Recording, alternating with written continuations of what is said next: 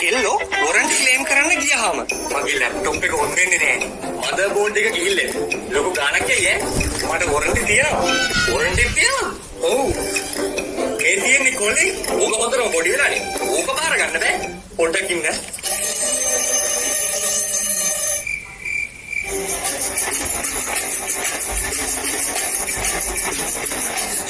ඔන්න දුන්න වගේම තියෙනවා.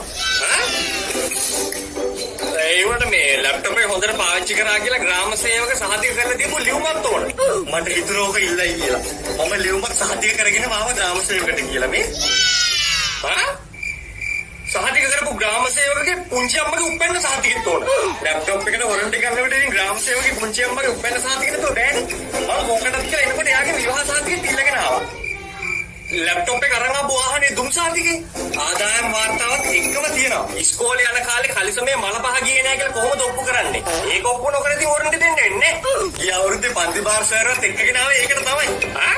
ජයසේකර සර් ඔය ළමයට කවදාවත් ඉස්කෝලේදී මල පහ ගිහිල්ලා නැහැ.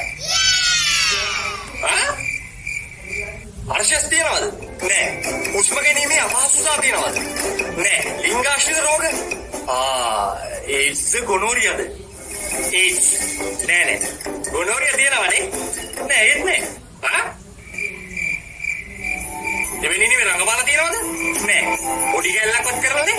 නෑ. බොරු කියන්න එපා. ඉඳලා තියනවනේ? නෑ. ඇත්ත කියපන්. අපි ගාව සාක්ෂි තියනවා? නෑ.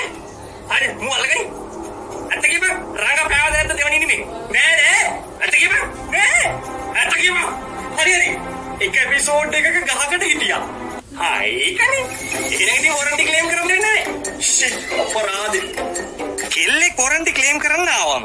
මම කොටස් කාඩ් එකක් එන්න කියලා මගේ බෝයිෆ්‍රෙන්ඩ් මට බැන්නා. එයාත් එක්ක තරහ ගිහලා මම ලැප්ටොප් එක පොලේ ගැහුවා. මට දැන් බෝයිෆ්‍රෙන්ඩ් එකකුත් නැහැ, නැට් එකකුත් නැහැ, වොරන්ටිත් නැහැ. මම මොකද කරන්නේ? එතකොට නංගි ඔයාට දැන් මොනවද තියෙන්නේ? අර කොටස් කාඩ් එක නම් තියෙනවා. ඒ හොඳට නැති.